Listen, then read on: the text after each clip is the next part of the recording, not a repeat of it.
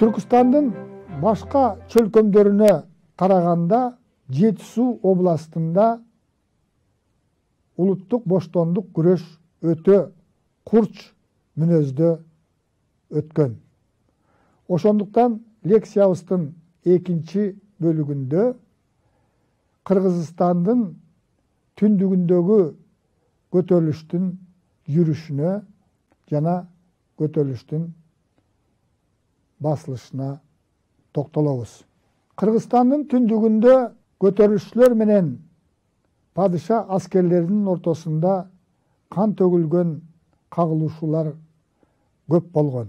Кыргызстандын түндүгүндөгү көтөрүлүш 10 июлда Каркырада өтүүчү Жарманкеде башталат.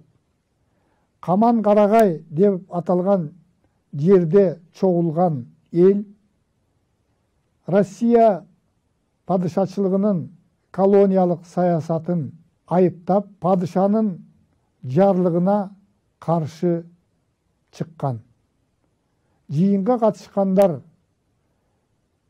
колониялык эзүүнү күчөтүп аткан Россия падышасынын буйругун аткарбайбыз, өзүбүздүн балдарыбызды аскерге жөнөтпөйбүз деген бүтүмгө келген. Бул жыйынга кыргыздар менен кошо казактар, уйгурлар, дунгандар жана сарт калмактар катышкан.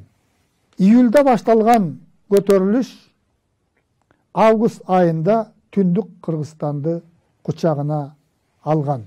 16-жылы 8 августта Кеминдик кыргыздардын өкүлү Ыбырайым Төлө уулу жетектеген чакан топ Ысык көлгө курал жарак ташып бараткан 7 арабаны курчоого алып, арабадагы 178 мылтыкты 30 миңдей ок дарысы менен колго түшүргөн. Буга шыктанган Кеминдин эли көтөрүлүшкө жигердүү катыша баштаган. 9 августта Кеминдеги көтөрүлүшчүлөр Чоң Кеминдеги Новороссийский орус кыштагын курчоого алып, аны өрттөгөн. Кичи Кеминдеги Самсоновка станицасын курчоого алышып, ал жердеги дыйкандарга дагы кордук көрсөткөн. Августтун орто ченинде Бишкек уездиндеги 12 болуштуктун эли көтөрүлүшкө активдүү тартылган. Чүйдүн күнбатыш бөлүгүндөгү кыргыздар дагы көтөрүлүшкө жигердүү катыша баштаган. Боштондук үчүн күрөшкө Тянь-Шандын эли дагы тартылган. Кочкор чөлкөмү көтөрүшчүлөрдүн чордонуна айланган.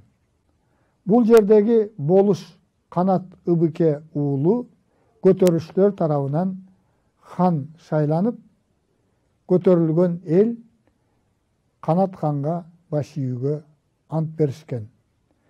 Кочкордогу көтөрүшчүлөр адегенде азыркы Кочкор кыштагы мурун Столыпино кыштагы деп аталган. Орус кыштагын талкалап, аны өрттөшкөн. Кочкорду ээлегенден кийин көтөрүшчүлөр Шамшынын бели аркылуу чүйгө ашып, жолдон шыргыйдан найзаларды жазышат. Канат хандын жетектеген көтөрүшчүлөрдүн колунда 30-40 гана барденке мынтыктар болгон. Калган эл жанагындай шыргыйдан жазалган найзаларды, чокморлорду, союлдарды көтөрүп орустарга бет алган. Чүйгө келген Канат хандын көтөрүлүшчүлөрүн чүйдүн эли колдогон. 2000-3000 миңдей адам чогулган. Алар чүйдүн жака белинде жайгашкан орус кыштактарын талкалаган. Калыстык үчүн белгилей кете турган нерсе, көтөрүлүштүн жүрүшүндө кыргыздар тарабынан дагы орус дыйкандарына карата зомбулук жырткычтык болгондугун айта кеткенибиз туура. Көтөрүлгөн эл адегенде эски токмокту ээлеп алып, андан кийин чоң токмокту 13 августтан 22 августка чейин камоого алган. Токмоктогу орустарды Кыргындан, Ташкент менен Верныйдан келген 1600 аскер сактап калган. Орус аскерлеринен сокку жеген көтөрүлүшчүлөр чегинүүгө аргасыз болгон. Канатхан өзү колго түшүп берген. Канатханды Верныйга алып кетишип, ошол жактан өлүм жазасына тартылган. Көтөрүлүш Ысык көл кылаасында өзгөчө курч мүнөздө өткөн, анткени ал жакта дагы колониялык режим күчтүү тараган. Көлдүн айланасында орус дыйкандары жайгаштырылып, дыйканчылыкка ылайыктуу жерлердин бардыгы тең кыргыздардан тартылып алынган. Бул жактагы көл кылаасындагы көтөрүлүш 5 августта күч алып, 10 августта бүтүндөй көл кылаасын каптаган. 11 августта кыргыздар дунгандар менен биргелешип Караколго чабуул койгон. 13-14 августта көтөрүлүшкө Караколдун айланасындагы сарт калмактар дагы жигердүү катышкан. Белгилей кете турган нерсе, көтөрүлүштүн жүрүшүндө бул жакта дагы эки тараптан тең мыкаачылыктар көрсөтүлгөн. Караңгылыктын айынан кыргыз эли куралсыз болгонуна карабай, Россиянын регулярдуу аскерлери менен беттешүүгө аргасыз болуп, чоң кыргынга учураган. Колониялык режимдин 20-кылымдын башында күч алганын сезген Кыргызстандагы акылдуу адамдар, өзгөчө агартуучулар, көп жерди кыдырып көзү каныккан көсөм адамдар кагылышууну токтотууга, элди кыргындан сактоого аракет кылган. Мына ушундай адамдарды дагы белгилеп өткөнүбүз абзел. Мисалы, көлдүн башындагы Ак суу жергесинде болуштук кылган Кыдыр аке Байсары уулу көтөрүлүштү токтотууга, падышанын буйругун аткарууга элди чакырган. Бирок Кыдыр аке орустарга сатылып кетти, мунун сөзүн укпагыла деген чагымчылар дагы көп болуп, Кыдыр акенин тилин албай орустарга каршы көтөрүлүп, натыйжада канга бөлөнүп, Кытайга качууга аргасыз болгон. Элди токтотууга күчү сөзү өтпөгөн Кыдыр аке эл менен кошо Кытайга качып, качкын элди Кытайда дагы зордук зомбулуктан коргоого аракет кылып жүрүп, аман калган эли менен кайра көчүп келгени белгилүү. Чүйдөгү белгилүү агартуучу, билимдүү адам Дүр Сооронбай уулу дагы өзүнө тиешелүү элди, анткени ал дагы болуш болуп иштеген элди Кытайга качырбай кармоого, аларды жазалоочу отряддардын огунан сактап калууга болгон күчүн жумшаган. Натыйжада Дүр Сооронбай эли азыркы Чүй районунда жайгашкан элди Кытайга качырбай сактап калган. Тилекке каршы ал 1918 жылы Ак гвардиячылар тарабынан атылган. Ушундай эле аракетти Суусамыр элин бийлеген болуш, Түркмөн болуш жасаган. Бул дагы качууга камынып жаткан Суусамырдын элин токтотуп, орус администрациясынын өкүлдөрү менен сүйлөшүп, элди Кытайга качырбай калган. Жумгалдан Баялы Кожаяр уулу деген даанышман адам Жумгалдын бир бөлүгүн качырбай коргоп калган. Таластан Төлөбай Дөөлөт уулу деген адам дагы түшүндүрүү иштерин жүргүзүп, Таластын элин жазалоодон куткарып, элди тынчытууга көп аракеттерди жумшаган. Россия падышачылыгы тарабынан көтөрүлгөн элди басуу үчүн регулярдуу аскерлер жөнөтүлгөн.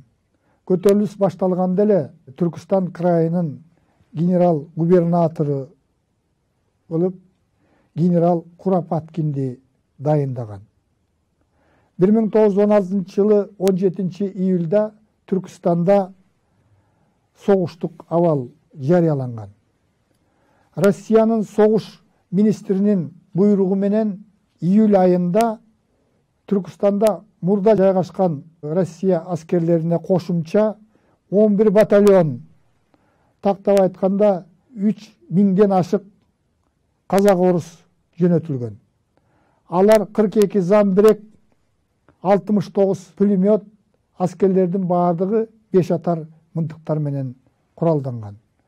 Түркістандын 3 областында, Сырдария, Фергана, Самарканд областтарында көтөрүлүш июлдун аягында басылып, эл тынчыган. Ал эми буларда көтөрүлүшчүлөр тынчыгандан кийин негизинен көтөрүлүш Жети Суу областынын жергесинде, Кыргызстандын түндүгүндө, анан Казакстандын азыркы Алматы обласы жайгашкан жерде болгон. Ошондуктан Түркістанға келген куралдуу күчтөрдүн баардыгы тең ушул Жети Суудагы көтөрүлүштөрдү басууга багытталган. Тарихи маалыматтар боюнча Жети Суудагы көтөрүлүштү басууга 7000дей регулярдуу аскерлер катышкан. Алардын 1000-и атчан казак орустар болгон. Буларга кошумча август айында дагы 2 полк, жөө аскер, 240 атчан аскер, 16 замбиреги, 47 пулемету менен келип кошулган. 1916 жылы 15 августта Жети Суу областынын аскер губернатору Жети Суудагы орус дыйкандарынан жөө жана аскер кошуундарын түзүү жөнүндө буйрукка кол койгон. Натыйжада мурдатан эле куралданган орус казак дыйкандары кошуундарды түзүп, көтөрүшлөрдү базууга аракет кылышкан. Куропаткин 1916 жылы 12 августта аскер талаа сотторун түзүү жөнүндө буйрукка кол койгон. Натыйжада аскер талаа соттору сурак жүргүзүлмүш болуп, кээ бир жерлерде сурак жүргүзбөй эле көтөрүлүшлөрдү топтоо менен кырып салган учурлары болгон. Акыркы салгылашуу 16 жылы 21-28 августта Каракол шаарынын чекебелинде жүргөн. Мында начар куралданган 7000дей көтөрүлүшчү оң сол канаттарга бөлүнүп, мыкты куралданган Россия аскерлери менен беттешкен жана кыргынга учураган. Ушундан кийин жеңилген кыргыз эли баш аламан Кытайды көздөй качкан. Муну кыргыз эли улуу үркүн деп коет. Жазалоодон корккон аман калган кыргыздар самсып Кытайдын чек арасы көздөй умтулган. Үркүн августтун аягы сентябрдын башына туура келгендиктен бул мезгилде Кытайга өтүүчү бийик ашуулардын баары кар басып жабылып калган. Ошондуктан Кытайга эптеп качып бараткан кыргыздардын Көбі ашу жабылған жерлерде суға тоңып өлген. Алардын сөөктөрүнүн айрымдары ушу күнгө чейин көмүлбөй жаткандыгы албетте өкүнүчтүү. Суудан өтүүдө, Нарын дарыясынын башы Карасайдан өтүүдө көп кишилер чыгымга учураган, белден көп киши өлгөн. Аны жерлерден орус аскерлери тозуп алып, пулемет, бататар мынтык менен кыргандыгы жөнүндө көптөгөн тарихи маалыматтар бар. Кытайга Жети Суу областынан 332 000 адам качкан, алардын 130 000-и кыргыздар болгон. Кытайга аман-эсен өткөн кыргыздар дагы ал жактан ачарчылыктан кырылган. Ал жака өтүп барган жазалоочу аскерлер кыргыздарды жерлерден тосуп алып кырган учурлары болгон. Көтөрүлүштү басууда жазалоочу отрядтар мыкаачылыктын эң четки түрлөрүн көрсөткөн. Чүйдүн Беловодскийинде 500 адам көтөрүлүшкө катыштыңар деп кармалып, 500 тең штык менен сайылып өлтүрүлгөн. Көлдүн ак суусунда дагы 500 адам кармалып, алар дагы штык менен өлтүрүлгөндүгү жөнүндө архивдик документтер бар. 1916 жылы 16 октябрда Түркістандың генерал-губернаторы Куропаткин крайдын советинде атайын план бекиткен. Бул план боюнча Чүй жергесин, Ысык көл кылаасын кыргыздардан толук тазалоо, кыргыздар жашаш үчүн атайы Нарын уездин түзүп, кыргыздарды ошол жака көчүрүп, ал жактагы орустарды Чүй менен көлгө көчүрүү жөнүндө планды бекиткен. Ушундай пландын ишке ашышына, кыргыздардын мекенинен ажырап жок болуп кетишине 1917 жылы февраль айында болуп өткөн революция, андан кийин октябрь айындагы Улуу Октябрь революциясы тоскоолдук кылган. Совет бийлигинин орношу менен кыргыз эли кыргындан кутулуп, мекенине кайтып, жаңы турмуш баштаган. Бул жөнүндө эмки лекцияларда сөз кылабыз.